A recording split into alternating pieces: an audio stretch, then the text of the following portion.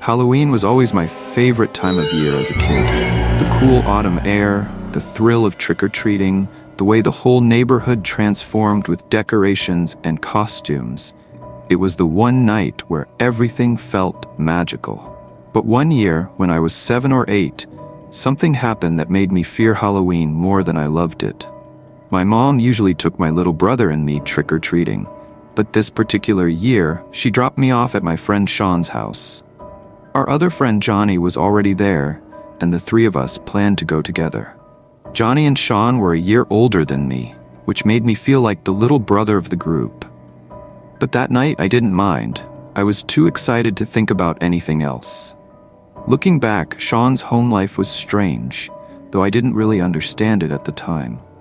His older sister, who was nearly 20, always seemed to be the one taking care of him. His mom worked late and was rarely home, and I had never met his dad. The house always smelled like cat urine, and his sister had different guys over constantly. She never really acknowledged me, and she didn't seem to care what Sean did. That night, I assumed Sean's sister would come with us, but when my mom dropped me off, I realized we'd be trick-or-treating without any adults. My mom wouldn't have allowed that if she knew, but I didn't want to ruin the night by saying anything. Johnny, always quick on his feet, had a plan. Whenever anyone asked where our parents were, he'd lie and say, "Oh, my mom is just up ahead with my sister." It worked every time. For hours, we went door to door, collecting more candy than we could carry. The streets were packed with kids and parents, and the whole neighborhood felt alive. But as the night stretched on, things began to change. The streets grew quieter. The decorations that had seemed fun now looked eerie in the dim streetlights. Around 8 p.m., Johnny had to go home, but Sean and I wanted to keep going. We were determined to fill our pillowcases to the brim. We wandered into a quieter part of the neighborhood, where the houses were spaced further apart and the streets weren't as well lit. That's when we noticed the man. He was pushing a stroller a few houses down, walking slowly in our direction. At first, I thought nothing of it, just another parent out with their kid. But as we moved to the next house, we noticed he was getting closer. He started humming, a soft, eerie sound that made my skin crawl. Then, he spoke. "How's the trick-or-treating going, boys?" "Good," we both replied automatically. He smiled. "It's getting late, huh? I was just heading back to my house. I didn't get to hand out much candy, so you boys can take the rest of mine if you'd like." Sean and I exchanged excited glances. Free candy? This was too good to be true. Sean asked, "What kind of candy?" "A little bit of everything," the man said. "Come on, my house is just up the street." We followed him. Looking back, I hate myself for how easily we went along with it. But we were kids, and the promise of extra candy was all we needed. As we walked, he kept talking to his stroller, cooing softly. "She's asleep," he told us. "Don't want to wake her." The stroller's cover was pulled all the way down, so we couldn't see inside. He kept glancing at us, smiling in a way that made my stomach twist. I wanted to say something, but I didn't. When we reached his house, he led us up the walkway.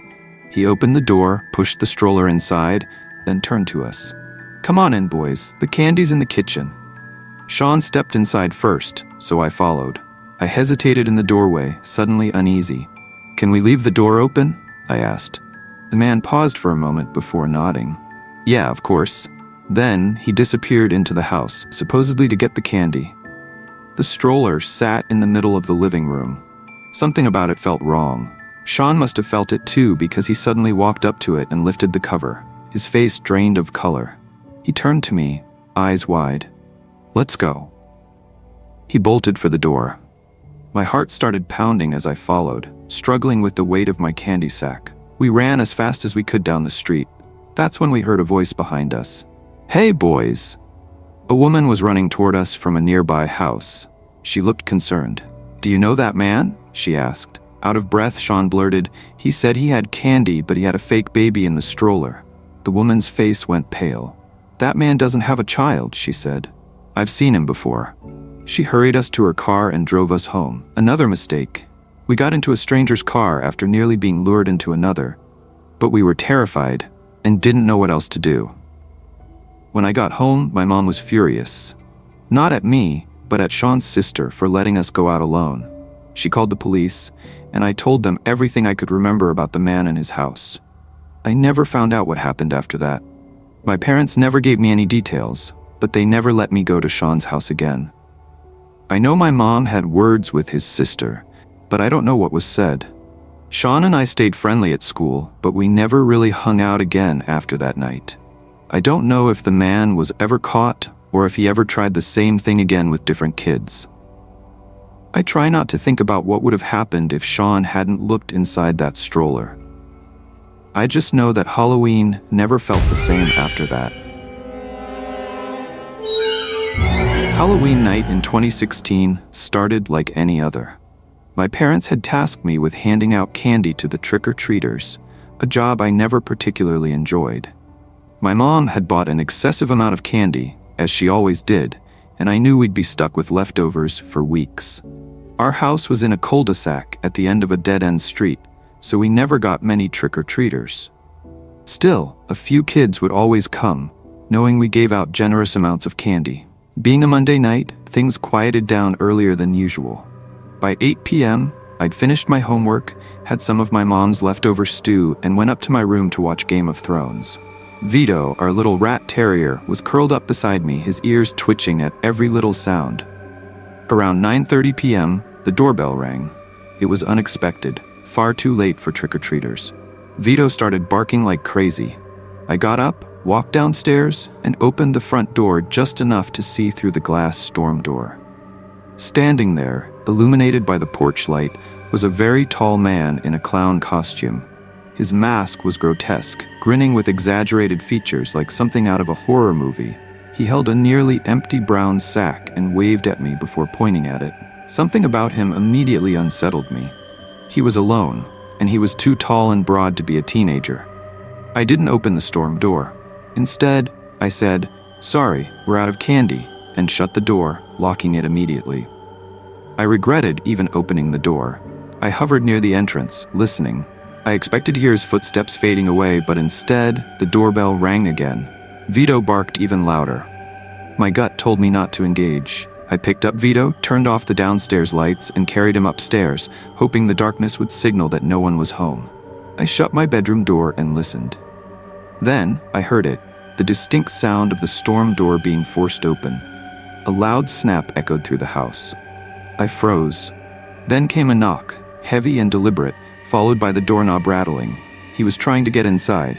I bolted into my room, texting my family group chat. No one answered. I tried calling my dad. No answer. My brother picked up, but he was distracted, probably with a girl, and brushed it off as a Halloween prank. He told me to ignore it. For a while, everything was silent. I tried to relax, convincing myself it really had been some dumb prank. I turned off my TV and lay in complete darkness, letting the silence lull me to sleep. Then I woke up to Vito growling. Not barking, just a deep, low growl. He was staring at my window. At first, I thought I was imagining things. Then I heard it, soft thumping against the glass, followed by a slow, deliberate rubbing sound. I lived on the second floor. My heart pounded as I pushed back the blinds, thinking maybe a branch was tapping against the window. Instead, my breath caught in my throat. The clown was there, staring right at me through the glass. I screamed. Vito didn't even bark. Maybe he was just as terrified as I was. I stumbled out of my room, slamming the door behind me, running straight into my parents' bedroom, locking their door behind me as I fumbled for my phone. My fingers shook as I dialed 911. My voice trembled as I spoke to the dispatcher.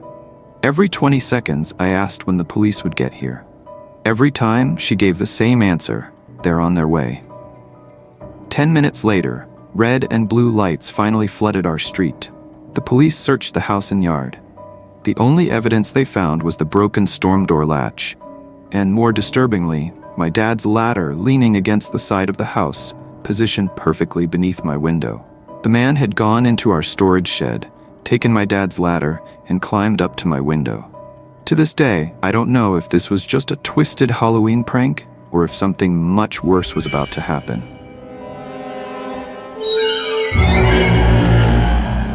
I never believed in ghosts or anything paranormal. That kind of stuff just never interested me. But after what happened last fall, I don't think I can ever fully dismiss it again. I was in my final year of college, living off campus in a small, rundown apartment complex. It wasn't exactly luxurious, but it was cheap, and it was only a short bus ride to campus. The building itself was old, probably built sometime in the 70s, and had this eerie, yellowish lighting in the hallways that made everything feel just a little off. My unit was at the very end of the hall on the 3rd floor, facing a narrow alleyway that led to the back of the building. At first, everything seemed fine. My roommates, Jake and Will, were good guys. We had similar schedules, and none of us were ever home at the same time for too long. But that changed when Will moved out unexpectedly. He never gave us a clear reason why, just that something about the apartment was messing with his sleep. We figured it was stress. College does that to people. But then, weird things started happening. One night, Jake and I were watching TV in the living room when we heard footsteps in Will's old room. Slow, deliberate steps, like someone was pacing back and forth. We both looked at each other, knowing no one was in there. Jake got up, opened the door, and turned on the light. Nothing. The room was completely empty, just the same old bare mattress and the few random things Will had left behind. Jake laughed it off, saying it must have been the building settling or something. I laughed too, but something about it unsettled me. A few nights later, I woke up to a scratching noise. It was faint at first, but as I became more aware, I realized it was coming from inside my closet. I froze, staring at the door, my breath caught in my throat. It sounded like nails dragging against the wood. I finally gathered the courage to sit up and turn on my bedside lamp. But as soon as I did, the scratching stopped. I stared at the closet for what felt like forever, before finally opening it. Nothing. Just my clothes and a pile of laundry I kept meaning to do. The next morning, Jake told me he'd heard something too, whispering. He said he thought it was me talking in my sleep, until he realized the sound was coming from the vent between our rooms. He said it was so low he couldn't make out the words, but he swore it sounded like two voices whispering back and forth. We were both getting freaked out, but we kept brushing it off, telling ourselves it was just our minds playing tricks. That was until the night we finally saw it. I had stayed up late working on an assignment in the kitchen when I heard Jake call my name from his room. His voice sounded off, like he was groggy or half asleep. I walked over, pushing his door open slightly. "What's up?" Jake was sitting up in bed, pale as a sheet. His eyes were wide, staring at something past me. I turned to look and felt my stomach drop. Standing at the end of the hallway, just outside Will's old room, was a figure. It was tall, unnaturally thin, and completely black, like a shadow with no light to cast it. It had no features, no face, but I could feel it looking at us. My entire body locked up, like every instinct was telling me not to move, not to breathe. And then it took a step toward us. Jake practically shoved me inside his room and slammed the door. We sat there in silence, listening. We could hear the creak of the floorboards just outside his door, the slow shifting of weight. And then, nothing. We didn't open the door until the sun came up. When we did, the hallway was empty, but the air felt thick, like something had been there and had only just left. That was the last straw. We packed up and moved out within a week. We never talked about it again. We just wanted to forget. A few months later, I ran into Will at a coffee shop. He looked better, more rested. I asked him why he really left the apartment.